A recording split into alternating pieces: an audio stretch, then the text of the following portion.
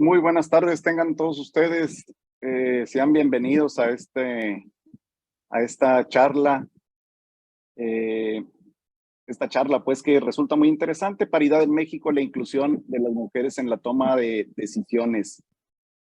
Último webinar del año de los que, pues, se han estado organizando previos a nuestro 35º Congreso SLADE. El mar en calma no hace un buen marinero, dice un viejo proverbio inglés que se utilizó en un promocional de Puerto Vallarta en el 2020. Esta referencia que hace alusión a que nos hacemos mejores cuando sorteamos una tormenta, me parece pues que da ejemplo de lo que ha sido SLADE en estos 2 últimos años. En el 2020 fuimos afectados por las medidas de contención para hacer frente a la emergencia sanitaria que representó pues esta enfermedad del COVID-19. Entre otras cosas, el Congreso en Argentina y en República Dominicana fueron posibles como se habían venido realizando pues de forma presencial. Así que pues SLADE decide no quedarse de brazos cruzados y decide implementar pues una serie de presentaciones a través de esta plataforma Zoom y convertir temporalmente, incluyendo al propio Congreso, en un evento virtual. Yo creo que de todo esto han quedado muchos aprendizajes, entre otros, pues el poder interactuar a través de estas plataformas sin importar la distancia. Esta presentación me parece que es una muy buena muestra de ello. Quiero comenzar agradeciendo por todo el apoyo a Roberto Solano, director de esta Plaza México, Juan Cros, Manuel Mora, y por supuesto a nuestra presidenta internacional, María Eugenia Balut. Muchas gracias por el espacio. María Eugenia, te cedo la palabra.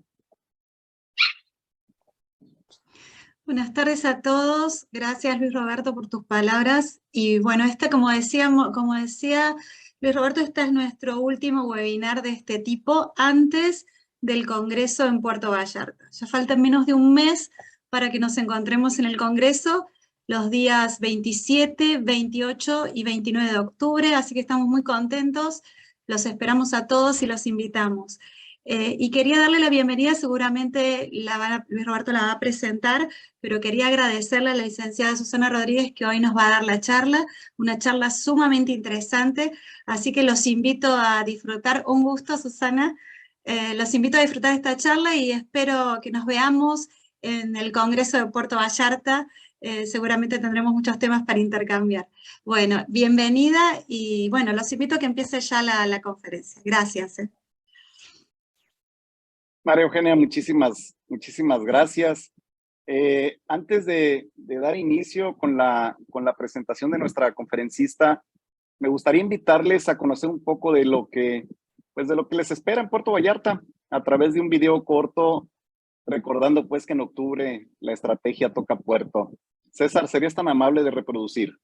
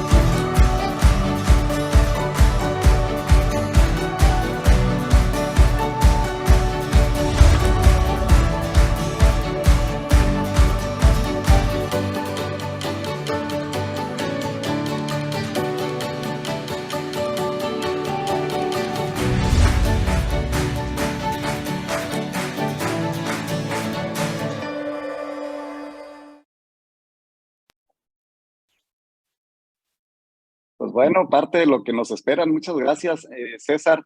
Digo, no quisimos hacer muy extenso esto, derivado pues de la plática que nos dará Susana, y con esto pues en mente, pues tengo el gusto de presentarles a Susana Rodríguez, abogada por la Universidad de Guadalajara, con diplomado en política y gobierno por el Tecnológico de Monterrey, diplomado también en políticas públicas con perspectiva de género por el Instituto Hannah Arendt y posgrado en estudio de género por la misma institución.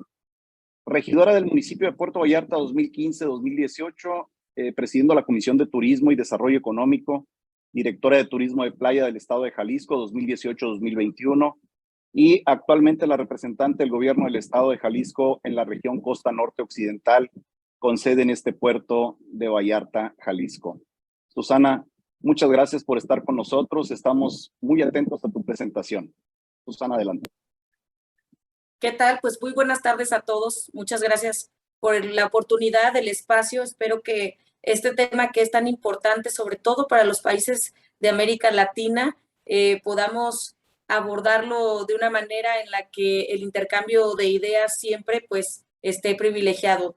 Quisiera iniciar a compartir pantalla, decirles que los esperamos con los brazos abiertos en Puerto Vallarta, que esperemos que sea un extraordinario congreso y que es un honor para mí poder estar pues cerrando esta serie de presentaciones de manera virtual a través de este webinar y pues sin más daré inicio a este tema. Voy a compartir pantalla en este momento y quisiera comentar también el principio de la paridad en México, que para nosotros en el año 2019 fue algo muy importante. Habla precisamente sobre la igualdad que la Constitución, como la de México y la de muchos otros países, no solamente en América Latina, sino en todo el mundo, tiene como principio fundamental procurar la igualdad de oportunidades y de circunstancias, pues, entre sus ciudadanos. La inclusión de las mujeres en la toma de decisiones es principalmente lo que este principio de paridad establece en nuestro país. Paridad en todo, que fue el movimiento que dio inicio a esta reforma a 10 artículos de la Constitución Política de los Estados Unidos en México, marca un momento histórico para la conquista de los derechos políticos, sobre todo para las mexicanas. En América Latina, solamente Ecuador tiene algunos artículos donde hablan respecto a paridad, a la inclusión. Tenemos no como un principio constitucional, sino como algunas acciones afirmativas donde de manera discriminación en positivo, que es como se conoce en la técnica jurídica, se podría llevar a cabo el que se incluyeran a más mujeres en la toma de decisiones de manera constitucional, obligatoria y no, digamos, a consideración. Lo que pasó en México es que al ascenderlo a una, digamos, principio constitucional a través de este movimiento de paridad en todo, se garantizaba la mitad de los cargos, porque las mujeres en nuestro país, así como en gran parte del mundo, representamos el 50 o poquito más del total de la población. Y una buena manera de garantizar a través de estos movimientos, digamos que no fue de manera espontánea en el 2019, cuando primero la Cámara de Senadores lo presenta ante Pleno y después se aprueba en la Cámara de Diputados, ha venido arrastrando una serie de movimientos de, sobre todo, índole feminista, donde mujeres académicas, empresarias, incluso también de la vida pública, de los partidos políticos, pues habían ya hecho ver la necesidad de la visibilidad de las mujeres en la toma de decisiones, pero de una manera en que la estructura pudiera darse para que esto sucediera. Y a través de paridad en todo, se empezó a hablar no solamente de los puestos de elección popular, que esto es algo muy interesante que sucedió en México. Se garantiza la mitad de los cargos en los 3 órdenes de gobierno, los organismos autónomos, las candidaturas de los partidos políticos de elección popular. Organismos autónomos en México entendemos como organismos públicos desconcentrados, donde se realizan actividades como la Comisión Nacional de Derechos Humanos, por ejemplo, donde también era necesario que las mujeres participaran. Candidaturas a partidos políticos, y esto era fundamental en aquel momento. ¿Cuándo se empezó a hablar de cuotas para las mujeres en la toma de decisiones? Pues prácticamente desde los años 90, la sexta convención feminista que se llevó a cabo en Guerrero proponía ya que fuéramos por más puestos a partir de que representábamos en aquel entonces el 52% de la población. Mujeres en Plural, otro organismo al cual pertenezco, y muchos movimientos de mujeres estuvieron empujando para que el 2019 por fin pudiera darse esta reforma constitucional a través de estos 10 mecanismos o articulado dentro de nuestra Constitución que permitía que en todos los órdenes de gobierno, en los organismos autónomos y además se visibilizara el lenguaje de las mujeres, es decir, los cargos, por ejemplo, de elección popular, llamar presidenta y no presidente a las presidentas municipales, diputada y no diputados en genérico, porque esto representaba, que ha sido una discusión a lo largo de mucho tiempo, de manera muy moderna, la inclusión del lenguaje es fundamental, porque eso representa la visibilidad del otro en el cargo. Y entonces, cuando nosotros nos referimos a un presidente o a una presidenta, en este caso, o diputada, ya no tenemos que hacerlo con el genérico masculino, que siempre representaría estar pensando en una figura de hombre per se. Actualmente en México, después de esta reforma en el 2019, sabíamos que no iba a ser un asunto de la noche a la mañana, ni que aprobando la ley íbamos a tener la mitad de las mujeres en todos los organismos de decisión de manera pública. Ha sido un proceso largo que, sin embargo, ha tenido sus frutos. Después, la elección del 2018, todavía las condiciones de las mujeres eran precarias en las tomas de decisiones, que voy a empezar a hablar un poco más adelante del tema. Pero en el 2021 por fin podemos tener una Cámara de Diputados que se llamó el primer año de la Cámara de Diputados federales, incluso en la Cámara Alta y Baja, también en la de Senadores, como las cámaras de la paridad, precisamente porque ya representábamos las mujeres por primera vez, poco más del 50% de los escaños. Actualmente en México tenemos 9 gobernadoras de los 32 estados que representan la federación. Esto representa pues solo apenas un 25% del país gobernado por mujeres. Sin embargo, a partir de esta reforma, los partidos políticos, a través de la regulación del Instituto Nacional Electoral, que es el organismo en México que se encarga de vigilar el buen funcionamiento de los procesos electorales, obliga a los partidos políticos a que ellos presenten mitad de candidaturas en los procesos electorales, tanto para hombres como para mujeres. Aquí quiero hacer un apartado muy importante para el estado de Jalisco, porque aquí fuimos un poco más lejos los movimientos de mujeres y las mujeres, porque Jalisco, al tener 125 municipios, pongamos el ejemplo que son las alcaldías, 125 municipios a contender, pues entonces le tocaba la mitad, por ende, a las mujeres, 63 alcaldías, por así decirlo, a las mujeres, 62 a los hombres. Pero ¿cuál era el problema que veíamos dentro de los partidos políticos y en la representación? Pues que nos dejaban a las mujeres, porque no era muy común tener mujeres alcaldesas o participando en la política, los municipios más pequeños, los de menor número de población, o incluso los que ese partido político no ganara habitualmente. Por lo cual en Jalisco dimos un paso más al principio de paridad, donde hicimos bloques de paridad. En Jalisco tenemos un bloque de 10 municipios prioritarios, que son los 10 municipios con mayor población en el estado, y esos 10 municipios, 5 forzosamente, todos los partidos políticos que decidan contender, esto ya sucedió en el 2021 y volverá a repetirse en el 2024, deberán postular el 50% de mujeres. Es decir, los municipios más importantes del estado, como los que están en la zona metropolitana y dentro de los cuales se encuentra el municipio de Puerto Vallarta, pues tendrán que tener entre sus filas mujeres. ¿Esto qué obliga? Obliga a que los partidos políticos empiecen a pensar en integrar en sus filas mujeres. Obliga a que replanteemos la manera de hacer política desde la naturaleza de los partidos, pero sobre todo nos da la responsabilidad a esa parte de la población que requerimos esos espacios o que tenemos la intención de aportar en esos espacios de poder, pues una preparación, una capacitación y sobre todo dar mucha claridad en la agenda que las mujeres aportan. Y me parece que ese también es un tema fundamental. Las mujeres no solamente queremos estar en la agenda por ser mujeres, ni es un tema únicamente de género, es un tema de construcción de decisiones de manera integral. Hombres y mujeres vivimos por nuestras circunstancias biológicas y culturales los problemas y las situaciones de nuestros estados, de nuestros municipios, de manera muy particular.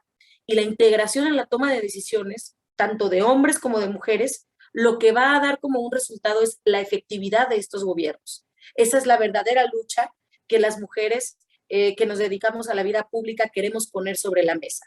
Las mujeres importamos, más allá del hecho de ser mujeres, por la agenda que ponemos en la mesa, por los problemas que también nos interesa opinar y resolver. Y un ejemplo muy claro que siempre ponemos cuando hablamos de estos temas es, por ejemplo, la seguridad.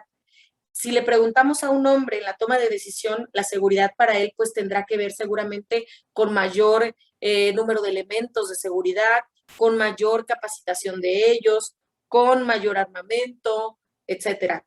Cosa que está bien, que tiene un sentido. Pero si lo preguntamos a una mujer, tal vez estaremos poniendo sobre la mesa otros aspectos como la iluminación de las calles, como el retiro de basura de los lotes baldíos, como los horarios del transporte público. Es decir, lo que hace que ambos géneros, mitad y mitad, estemos en la toma de las decisiones, pero sobre todo en las tomas de las decisiones políticas y públicas, son gobiernos más eficientes. Así de claro y así de sencillo. Entonces, para poder alentar que una parte de la población que sufre de manera estructural cierta desigualdad para acceder a puestos de poder, es que se crean estos principios constitucionales o estas cuotas en un inicio que ya genera lo que hoy conocemos como paridad en nuestro país. Chile, una de las constituciones que hace poco estuve allá por temas de la maestría platicando con compañeras chilenas, lamentablemente en el proceso de la aprobación de la constitución de Boric, que iba a ser una de las más actualizadas, no solo de América Latina, sino del mundo, pues no ha sido aprobada aún por los temas políticos en Chile, pero también comprendía el principio constitucional de la paridad, además de otros elementos más, como lo que he llamado aquí en el estado de Jalisco y las particularidades. Pero aún con este principio, digamos, a 3, 4 años, 5 ya de casi de que se aprobó la paridad de manera constitucional, esta es la realidad de México en las gobernaturas. Esta es la realidad del gobierno federal. Por más de 40 años, nosotros hemos visto cómo las secretarías de Estado pues están integradas pues de manera totalmente desigual. Más de 200 secretarías de Estado que tiene, o el gabinete que tiene, además de los secretarios de Estado del gobierno federal, habrían ocupado un cargo solo el 17% a nivel Secretaría de Estado, pero de términos generales no rebasa el 20% la inclusión de las mujeres en el Ejecutivo Federal, que es donde se deciden la acción de los presupuestos y de la cotidianidad que día a día marcan las políticas públicas en nuestro país. La Suprema Corte de Justicia, recordemos que nuestro país está dividido en 3 poderes fundamentales: el Ejecutivo, que era lo que hablábamos acerca de quien lleva a cabo las acciones de gobierno; el Legislativo, que son las cámaras de diputados y senadores, que ya comenté que ahí es donde más hemos avanzado; y ahora la Suprema Corte de Justicia, que es la impartición de la justicia, sumamente importante también, pues es donde la brecha es todavía aún mayor. La Suprema Corte de Justicia de la Nación representan las consejeras solo el 18%. La Sala Superior del Tribunal Electoral, cabe recalcar aquí que estas cifras son antes del tema de la paridad constitucional. Han ido terminando los procesos de los magistrados y de los consejeros, y hay convocatorias que se emiten únicamente para mujeres. Por ejemplo, en nuestro país eso ya sucede para poder alcanzar esa paridad. En la Sala Superior del Tribunal Electoral, que es el organismo encargado de las elecciones que les comentaba, pero es su máxima autoridad, el 28% de mujeres solo son magistradas. Y en el Consejo de la Judicatura, nuestras consejeras son apenas el 29%. Y son cifras similares en el resto de los jueces y quienes imparten justicia en todo nuestro país. ¿Por qué es necesario integrar a mujeres en la vida pública y política? Por lo que comentaba hace un momento. La manera de medir más adecuada que tenemos para saber la eficiencia de integrar tanto hombres como mujeres en puestos de decisión, tal vez sería el sector privado. Las empresas generan un 30 a 45% más de efectividad cuando sus cargos de dirección están ocupados de manera equilibrada entre hombres y mujeres. Esta es un poco la discusión que hemos puesto sobre la mesa. Me parece que todavía el camino es largo, tenemos un rumbo mucho más claro, pero el camino es largo y tendría que ser una discusión mucho más álgida en América Latina. Tendría que ser una discusión mucho más certera, el saber que las condiciones de las mujeres sigue siendo complicada para establecer y que aunque el principio de la paridad existe y que la obligatoriedad del 50% de las mujeres, pues por ley ya se señala, hay situaciones en las que de manera estructural las mujeres es mucho más complicado que puedan integrarse a la vida pública o política de sus países. Y esto tiene que ver con toda la estructura cultural y social que hace que las mujeres pues decidan dedicarse a otro tipo de actividades por lo hostil del ambiente político, por las condiciones que representa el ejercer la vida pública y política de nuestro país. Una de las discusiones más importantes al hablar de las mujeres en la toma de las decisiones es sobre la teoría de los cuidados. La teoría de los cuidados es una de los paradigmas modernos que tendremos que empezar a replantearnos. Si la mayoría de quienes estamos aquí pudimos estudiar, tener preparación, ser doctores, tener carreras, ha sido porque alguien se encargó de nuestros cuidados. Y en el 90% de los casos han sido mujeres. Ese exceso de carga de responsabilidades que son los cuidados hacen que la vida productiva de las mujeres sea mucho más complicada, sea mucho más difícil, pero además pues todo el contexto social para poder integrarse a la vida productiva, ya sea empresarial, académica o política, pues requiere de un tiempo que las mujeres invierten a lo mejor en cuidados o en otro tipo de tareas, muchas de ellas no solamente domésticas, sino familiares, que impiden que lo hagan de manera eficiente. Ese es otro de los paradigmas en los que ahora, a través de los estudios de género, empezamos a abordar. Pero antes de cerrar, quiero como plantear y dejar el tema un poco abierto y que podamos tener la posibilidad de algunas preguntas y respuestas o de un diálogo abierto más allá de las preguntas o las respuestas. Quiero dejarlos con un video, César, si nos ayudas, sobre uno de los lugares donde la paridad pues ya no es un obstáculo, pero empiezan a presentarse nuevos paradigmas sociales a resolver. ¿Me ayudas, César?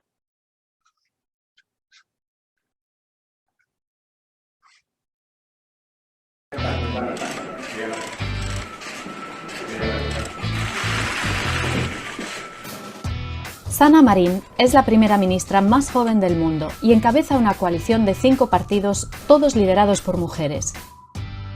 Finlandia fue el primer país de Europa que estableció el voto igualitario y ha sido admirada por ser pionera en temas de igualdad de género. Pero, ¿es todo tan bueno como parece? 5 white, educated females is not very representative in the end. ¿Es realmente Finlandia un país para todas las mujeres? Of course, our background still affects the possibilities that we have in life, and this shouldn't be the case, but of course we have problems. Antes del lanzamiento de un nuevo y ambicioso plan de igualdad, hablamos con las líderes del partido del único gobierno liderado por mujeres en el... Li Andersson es una de las 5 líderes del partido que forma parte del gobierno de coalición del país. Esta semana, el gabinete se reúne para lanzar un programa oficial del gobierno, el Plan de Igualdad, destinado a mejorar la igualdad en toda la sociedad, incluso en cuestiones de raza y género. I mean, in Finnish media, I think there's been some kind of comments around whether we all go to the sauna together, because there's this old cliché about Finnish politics that the decisions are made in the sauna, something that had been heavily criticized in feminist circles because it's, the whole idea of male decision makers sitting in the sauna is based on this concept of decision makers being solely men. There is kind of this tendency of some people to say that because there is women, you will make a certain type of policy, or it's easier for you to agree when you're all women and so on, and that's not, I think, necessarily the case, and that's why I also want there to be a focus around the policy of the government, not just the gender of the female party leaders. Aunque Finlandia es elogiada por su igualdad, informes recientes del Consejo de Europa señalan un aumento preocupante del racismo en el país.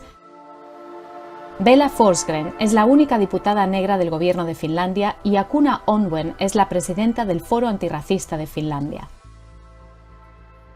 Niin on myös se, että vaikka sä kouluttautuisit todella korkealle, niin sä et silti saa sun oman alan töitä. Eli Suomessa ei ole ehkä totuttu, niin kuin Bellakin aikaisemmin puhui siitä, että ei ole totuttu siihen, että osallisuus tulee ihan näistä kaikista mekanismeista, mitä meillä kuitenkin hyvinvointiyhteiskunnassa on laitettu paikoilleen sen takia, että kaikilla olisi tasa-arvoiset ja yhdenvertaiset mahdollisuudet.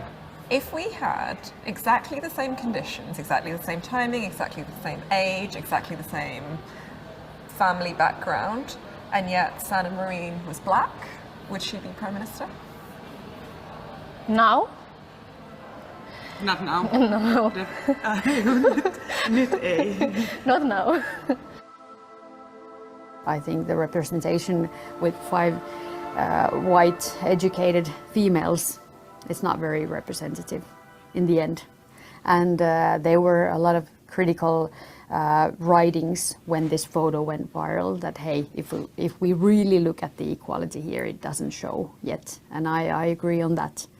Because actually Tarja Halonen, who you probably know, the first female president and the only female president, she says that it's not the person who breaks the glass ceiling, but it's the people who follow. And I think that's to the point. You need the persons who break the ceiling, but then you also need all the people who will follow. And you should never stop that. Cualquier gobierno de coalición es una combinación de políticas y agendas que se han unido con la esperanza de ser más eficaces, pero para implementar un cambio real o planes gubernamentales se requiere el apoyo unánime de todos los. Finland has had coalition governments forever, so of course we are used to trying to make compromises and trying to find consensus between different parties and ideologies, and I think it's also a big strength for us. Gender minorities are also discussed in the equality programme, particular transgender people, and Finland has been in the spotlight. Everyone should have. Pero hay desafíos por delante, y ningún primer ministro de Finlandia ha podido completar su mandato en décadas. Pero con un índice de aprobación del 85%, Sanna Marin goza de un sorprendente nivel de confianza en tiempos difíciles.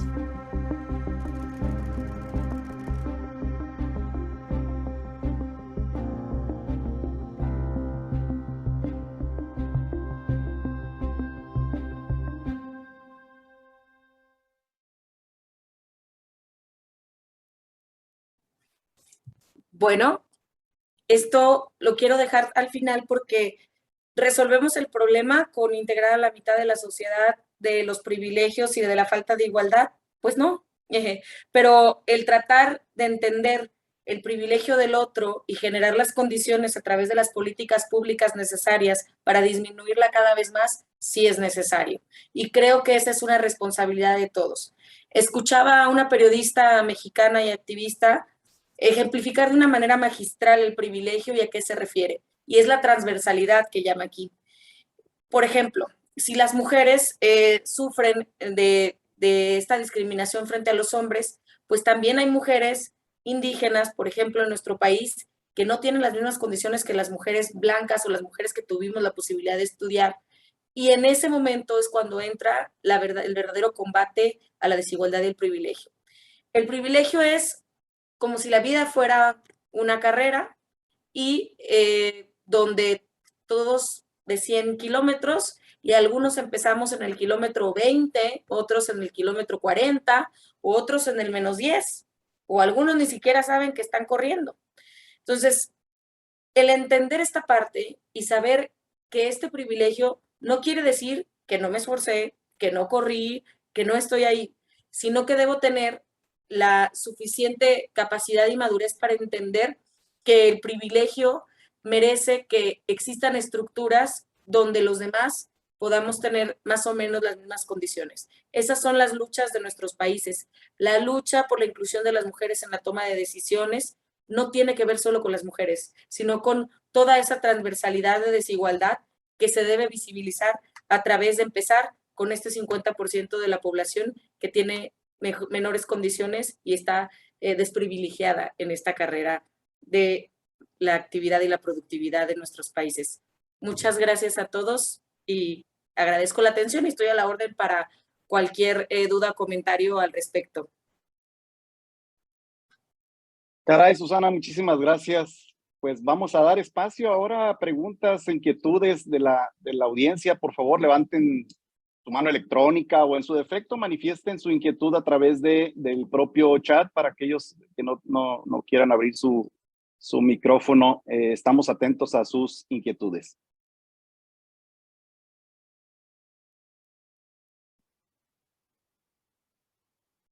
¿Alguna pregunta que tengan, alguna inquietud?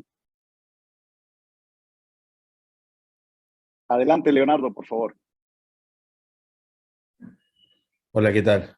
Buen día para mí. Yo vivo en China. El tema de la mujer es un tema muy importante porque justamente, digamos, acá la mujer es bastante relegada desde el punto de vista familiar, es decir, que la mujer no es tomada en cuenta. Ya muchos conocen el tema de que las familias pueden tener un solo hijo y hay mucho aborto por tener solamente varones, con lo cual se da un fenómeno bastante especial, donde la mujer naturalmente para sobresalir estudia más, trabaja más y es mucho más eficiente que el hombre, con lo cual yo tengo una compañía acá hace 18 años que todos mis empleados son mujeres justamente por esta razón, con lo cual no tengo ningún problema de género, es decir, no tengo cupo del 50, sino tengo cupo del 100. El punto con esto es que me da la sensación, soy argentino, con lo cual también vivo esa problemática en Argentina, es que está el tema del feminismo metido dentro de la política o dentro de las compañías, me parece que está mal encarado. Creo que no tiene que ser un tema de género, tiene que ser un tema de capacidades. Entonces, muchas veces las personas capaces, independientemente del género que tengan, deben tener más espacio y más importancia. Con lo cual, por supuesto que si hay alguien que yo no me ha pasado, he trabajado en compañías internacionales grandes y no he tenido el problema de que alguien haya sido sacado de su puesto por género, pero particularmente, digamos, considero que lo más importante es la capacidad. Y si nos centramos en las capacidades, vamos a encontrar que hay mujeres que son extremadamente buenas, y vamos a la política como Merkel, y extremadamente malas como mi presidenta Cristina de Kirchner, que se robó un montón de dinero. Con lo cual, no tiene que, me parece, que ver el género, sino particularmente en las políticas o en las decisiones o en las ideas que tenga cada una de las personas. Y creo que si nos metemos solamente en el género, podemos equivocarnos y completar cargos, ¿sí?, pura y exclusivamente por un tema sexual, y creo que no estaría siendo justo, ni para un lado ni para el otro, y considero que tenemos que centrarnos en las capacidades. Susana, adelante. Sí, generalmente gracias, ese es un argumento que generalmente establecen y lo acabas de especificar muy bien. Las mujeres chinas tienen que esforzarse el doble para tener el mismo puesto que un hombre. ¿Eso es justo? O sea, esa es la verdad, la realidad. Ese es el punto del privilegio. Y es la mitad de las posiciones porque somos la mitad de la población. Efectivamente, las capacidades son fundamentales para el desempeño de todas las posiciones y de los puestos, pero volvamos a lo mismo del ejemplo del privilegio. No empezamos la carrera donde mismo. No tenemos la misma estructura para el desarrollo de capacidad y de intelectualidad de la misma manera.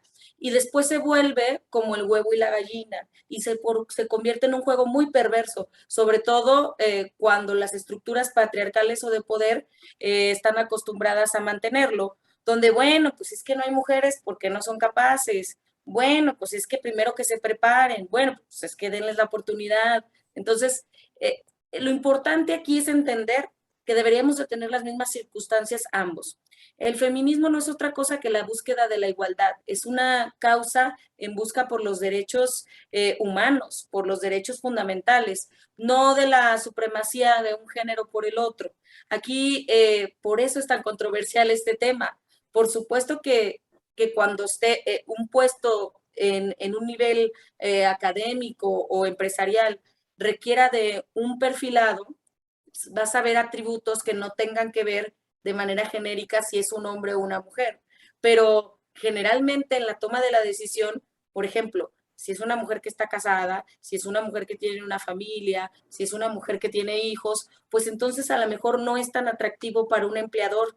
Estudios que se han realizado a nivel internacional, sobre todo en Estados Unidos, que fue pionero en ese tema, inhibe el que mujeres estén ahí. El tema es que podamos tener un poco ese equilibrio de que en esta carrera o en esta subida al éxito o la subida profesional, pues la mayoría de los hombres, lo estamos hablando de una manera genérica, no quiere decir que se dé particularmente en uno u otro caso, pues tienen mejores condiciones para hacerlo que las mujeres. Y finalmente el principio constitucional lo que basa es que es la mitad de la población y por ende tendrían que tener también la mitad de las posiciones. La idea es que tu punto, Leonardo, en un futuro de verdad sea intrascendental. A mí que más me gustara que estas diferencias o que estos privilegios pues no existieran y efectivamente el ser hombre o ser mujer o uno u otro género no implicara una serie de estructuras culturales o de estructuras generales que impidan el desarrollo o lo que denominamos como el techo de cristal. Pero en un mundo ideal, sí, tendríamos que fijarnos efectivamente en las capacidades del uno del otro, sin importar el género, y ya podríamos entrar en el tema de las chicas trans, si pueden o no estar en las posiciones o en temas de competencia, o el poder tener el derecho de decidir el género antes después del nacimiento, que son temas, por ejemplo, que veíamos en el video, que es un poco más extenso. Pero el tema es que entendamos nuestro privilegio y que no nos ciegue nuestro privilegio a saber que hay partes de la población, independientemente del género, que están en otras condiciones distintas y que esta carrera la tienen que arrancar esforzándose más. Lo justo sería que todos se esforzaran de la misma manera, ¿no? Pero entiendo tu punto. Con respecto al esfuerzo, acá, que en eso estoy totalmente de acuerdo, creo que ahí está el punto. Nosotros deberíamos centrarnos como sociedad en la igualdad de oportunidades. Es decir, que si nosotros tendríamos que pensar en una sociedad justa, tendríamos que pensar en que todo el mundo estudie, que todo el mundo tenga la posibilidad de eso, y después analicemos a partir de eso quiénes son los que están más capacitados para cada cargo. ¿Sí? Como te voy a repetir, me parece que hay cargos que a lo mejor deberían ser 100% de mujeres, ¿sí? No 50, 100, ¿sí? Y hay algunos que a lo mejor no sería conveniente, o sea, no veo a la mujer levantando peso y haciendo unas cosas terribles para ser igual que el hombre, ¿se entiende? O sea, me parece que ahí no está la igualdad, está más que nada fundamentalmente en hacer, digamos, trabajos o cosas que particularmente digamos, la mujer puede hacer muy eficiente y demás, pero eso de que todo tenga que ser igual y todo tenga que ser un 50% solamente por ley, me parece que a priori es un error. Voy más por otra cosa, porque todos tengan la posibilidad de estudiar, que todos tengan la posibilidad de desarrollarse, ¿sí? En eso hay culturas que están mucho más atrasadas. China, digamos, hoy lo está mejorando, pero fue una cultura totalmente muy atrasada anteriormente. Pero sin embargo, hoy vos estás viendo un montón de mujeres que están en los puestos más altos y las compañías manejan las compañías, independientemente si tienen el cargo o no. Con lo cual, con esa experiencia te digo, me da la sensación de que en muchos casos, y hablo de Latinoamérica y hablo de lo que conozco que es mi país, hay mucha gente que está confundida y que está imponiendo el tema de mujeres, muchas veces, a lo mejor sin la capacidad necesaria, solamente por ser mujeres. Y ahí creo que lo estamos cerrando porque estamos haciendo lo mismo que se hizo con los hombres, que por ser hombres ocupaban puestos que no estaban preparados para ocupar. ¿Qué es lo que pasa? Muchas gracias. Perdón. Gracias. Muchas gracias, Leonardo. Perdóname, Susana, para dar pie también a los demás que están queriendo participar. Muchas gracias. Israel, adelante, por favor. Muchas gracias, Susana. Felicidades por tu disertación, por este tema tan interesante. Y para ser un poco concretos, nos comentas esta lucha, estos pasos que se han dado particularmente en México, en la Federación, en el Estado, para lograr lo que hoy se tiene de avance en la cuestión legislativa, ¿verdad? La pregunta sería, ¿qué sigue? ¿Qué sigue en Jalisco? ¿Qué sigue en la agenda pública? ¿Qué sigue en la sociedad mexicana de Jalisco, de Puerto Vallarta para este tema? Y muchas felicidades.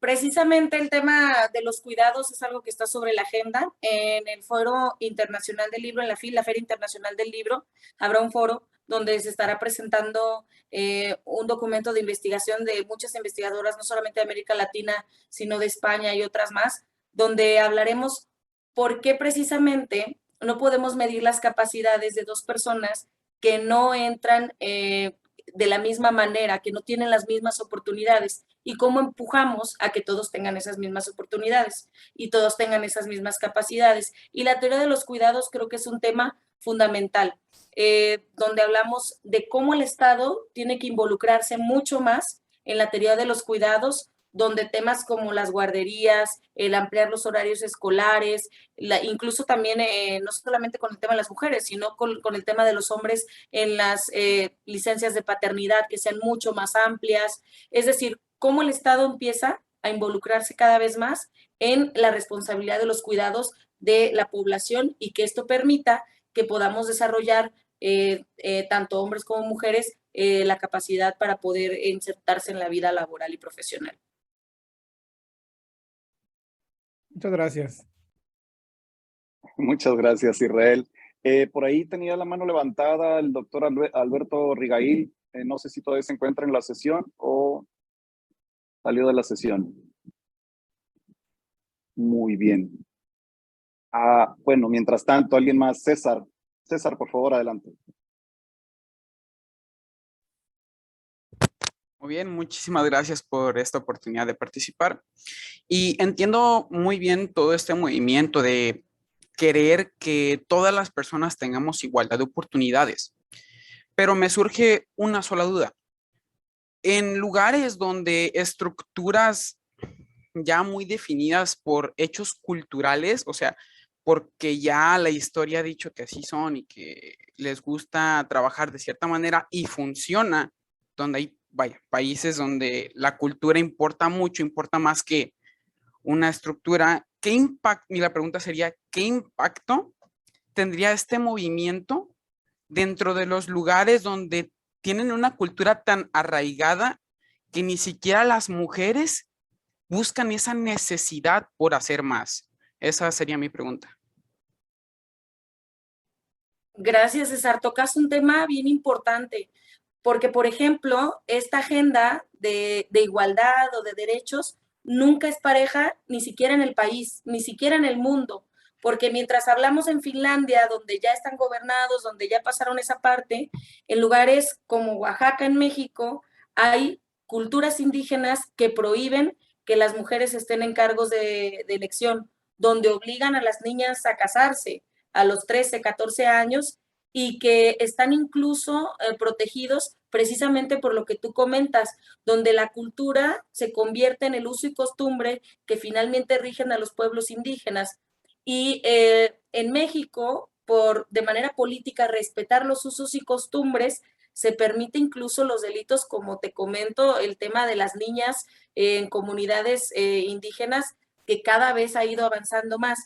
Pero es como las ciencias sociales no son lineales, son circulares, y esa es la lucha de esta agenda por la igualdad. No tiene que ver solamente con las mujeres accediendo al poder en la Ciudad de México o en Guadalajara, sino con esas mujeres que ni siquiera ven la posibilidad de estar en esa carrera que comentábamos, que ni siquiera están tan preocupadas o sufren situaciones de violencia que impide que estén ahí.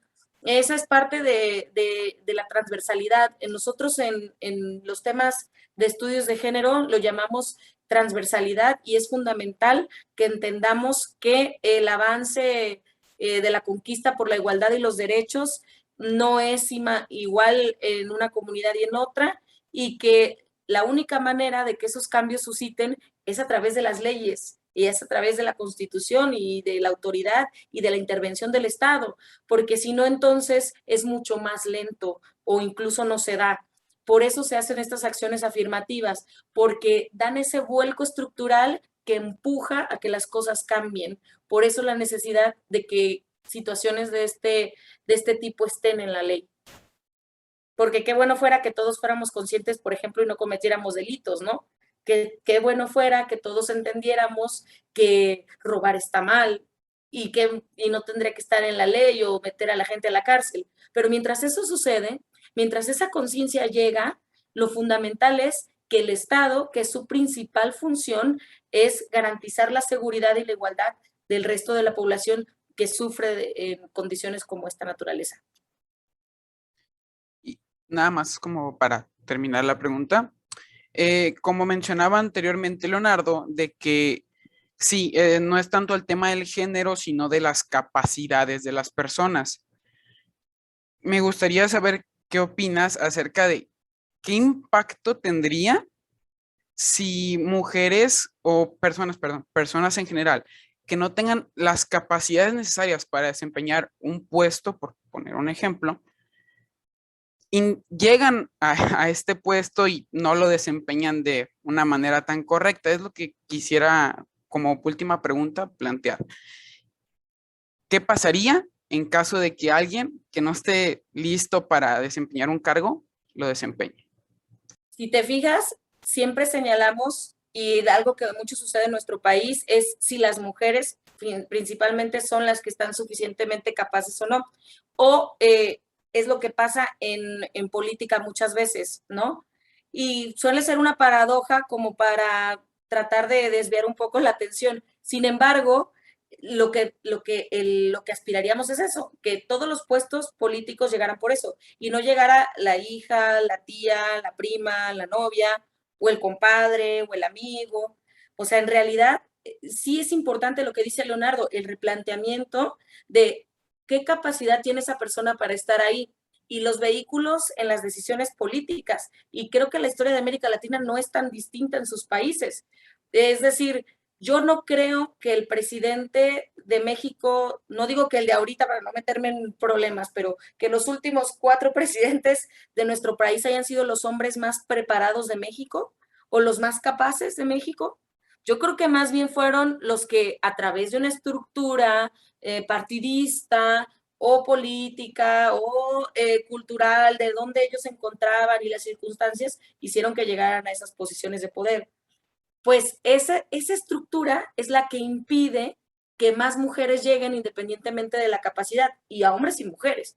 Pero obviamente en la utopía, o digamos, no quiero decir utopía, porque creo que lo tenemos que alcanzar en algún momento, pero en lo ideal sería que efectivamente hombres y mujeres capaces lleguen a los puestos necesarios.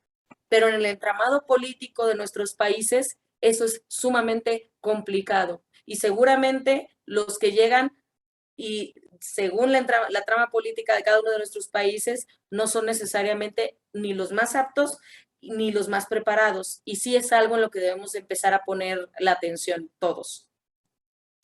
Muchísimas gracias. Muchas gracias, César, por tu participación. Y Slade Internacional, te presentas, por favor, y tu pregunta. César, también.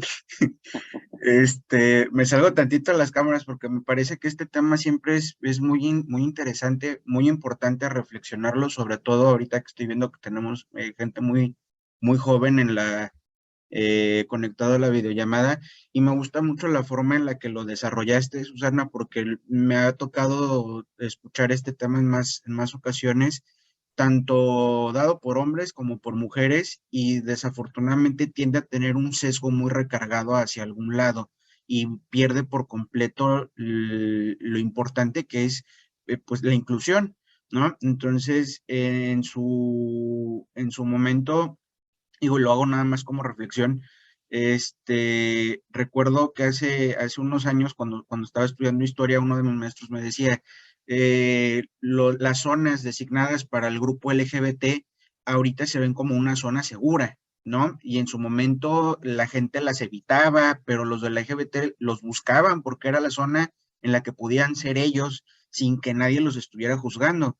Va a llegar un punto, y me acuerdo muy bien que nos decía, ojalá lleguen a verlo, cuando sea incómodo ver las zonas LGBT, tanto para los que no pertenecen al grupo como para los que pertenecen.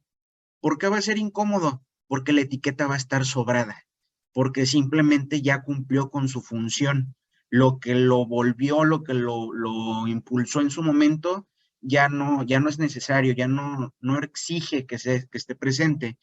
Creo igual que este tipo de mecanismos, si bien pudieran parecer desde el punto de vista de algunos quizás radicales, que constitucionalmente establezcan porciones de género, aunque ya había pasado en otros países con la raza, por ejemplo, que cierta cantidad de gente de color o de alguna etnia tiene que tener representación, que también pasa en nuestro país, pues desafortunadamente se vuelven necesarios porque la estructura cultural, como tú lo mencionas, social y política, simplemente no está pensada para pues darle esas oportunidades o ese empuje a la gente que pudiera tener la capacidad para ocupar un puesto, pero que simplemente queda relegada por no pertenecer al grupo correcto.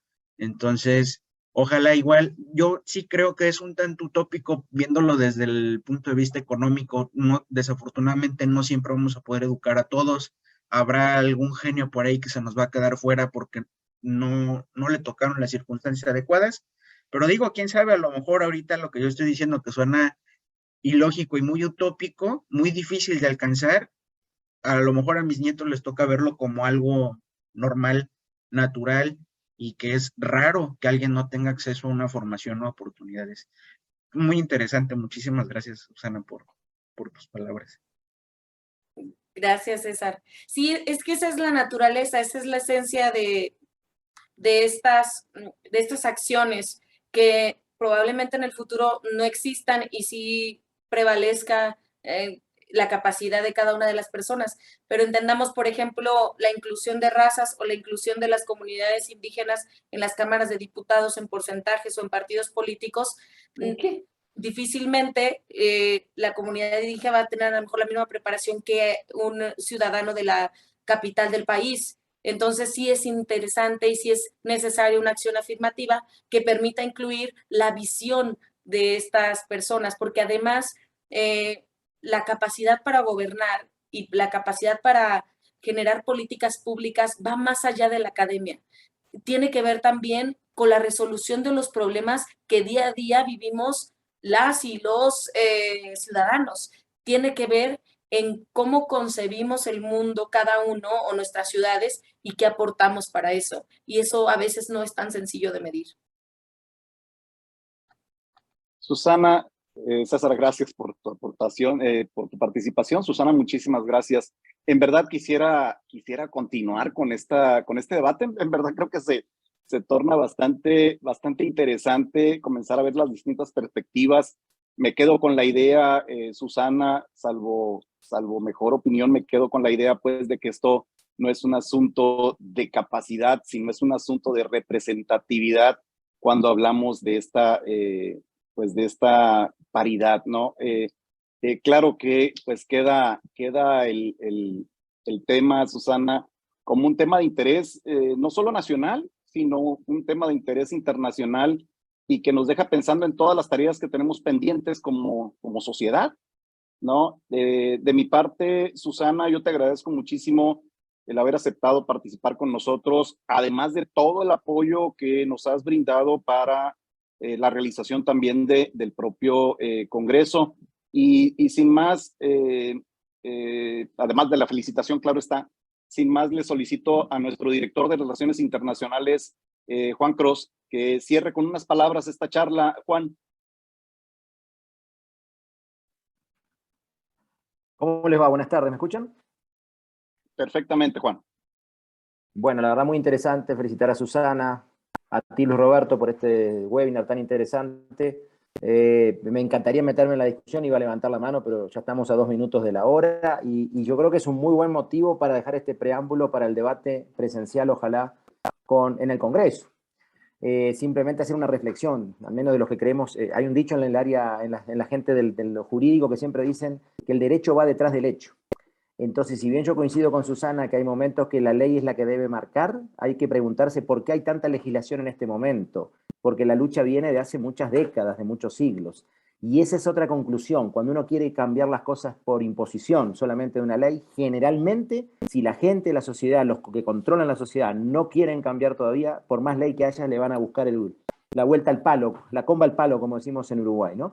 O en Argentina. Entonces, creo que no hay que pensar que solo con leyes se van a lograr los cambios. Me parece que sería ideal, pero muy utópico. Lo que sí, la ley siempre se va, si se genera ley es porque hay gente que ya quiso cambiar. Y eso es lo que nos queremos dejar, que estamos más cerca de esa igualdad y que creo que la igualdad, estamos de acuerdo, tiene que ser en igualdad de oportunidades para todos, más allá del tema de las cuotas. Pero bueno, creo que era un gran tema para debatirlo en el Congreso, ¿no? Así que bueno, gracias Luis Roberto, en nombre de SLADE Internacional, yo lo que les quiero es invitar nuevamente. Sabemos que el Congreso se está quedando pipí cucú, como decimos en Punta del Este. Los amigos argentinos, algunos conocen esa frase que Alberto Olmedo implementó en los 80 en Uruguay, porque Punta del Este era un lugar pipí cucú, es decir, una cosa que estaba perfecta. Bueno, el Congreso SLADE tiene un gran desafío este año en México, no solo porque es el número 35, sino porque estamos frente al primer Congreso presencial, al primer Congreso presencial, les decía, después de la pandemia, después de 2 años que tuvimos que estar virtualmente. El año pasado hicimos un híbrido, que algunos pudimos ir a Santo Domingo, República Dominicana, pero la mayoría estuvo conectado. No había público, no había salas, no había talleres. Creo que hay una gran responsabilidad de Luis Roberto y toda la gente del Instituto y de SLADE Internacional y del capítulo México de SLADE, y sabemos que estamos con mucha alegría y hay una gran responsabilidad porque es el primero después de estos 2 años tan tristes, pero que de alguna forma nos van a dar vamos a salir con más ganas y con más energía. Así que muchísimas gracias Luis Roberto, todo el éxito, dejar invitado a todos los compañeros, algunos de ellos que estoy viendo acá, que sabemos que nos vamos a encontrar, como José Sergio ahí desde Argentina, Israel, en fin, varios que nos vamos a estar encontrando, otros que se han tenido que desconectar como Alberto, como nuestra propia presidente Maru, pero que estamos todos haciendo fuerza para que sea un gran congreso, con esas imágenes que nos mostraron aparte al inicio. Por favor, da ganas de ya ir y tirarse desde el avión en paracaídas a probar esas aguas. Así que estamos con todas las ganas, estamos muy entusiasmados. En lo personal tenemos 2 cosas bien preparadas ahí, además de una conferencia plenaria, un taller que vamos a hacer de innovación, pero innovación muy práctica para América Latina y para pequeños emprendedores, así que estamos muy entusiasmados con esa actividad también. Pero bueno, Luis Roberto, te dejo a vos para el cierre final, e invitarlos nuevamente, que hagamos fuerza, que sigamos difundiendo SLADE como organización y el Congreso en particular en todos nuestros países, a ver si logramos una buena presencia, que estamos seguros que sí, y va a ser un gran congreso de retorno a la presencialidad, que nos la merecemos en 35 años de congreso, que no es poco, y yo tengo la suerte de estar desde el año 93 participando en SLADE. Parezco más joven, pero ya tengo 48, casi 49, igual creo que estoy bastante bien para la edad, pero empecé muy jovencito, siendo estudiante de 2.º año de universidad, y empecé a dar conferencias incluso en ese momento, y lo digo con mucho orgullo porque siempre agradezco a SLADE que en ese momento, cuando era un joven soñador que quería cambiar el mundo y que no tenía foros para hablar, SLADE me permitió ese foro como estudiante, ¿no? Así que desde ese momento venimos acompañando a SLADE, y ojalá que sea por otros 35, ojalá que ya iba a tener como 80 y pico, mejor no saco la cuenta, esperemos que estemos bien en ese momento. Pero bueno, nos estaremos viendo, y con los que no, a seguir apoyando este tipo de actividades. Va a haber algunas sorpresas también para el año que viene, ya tenemos otras ideas para seguir fomentando esta gran familia de SLADE a nivel latinoamericano, nuevos países tal vez, nuevos tipos de actividades, de involucramiento en la realidad de cada país, de cada capítulo. Pero bueno, ya hablaremos después del Congreso de Puerto Vallarta, y si Dios quiere a través de este medio. Así que muchísimas gracias, éxitos, y nos estaremos viendo. Y adelante, Luis Roberto.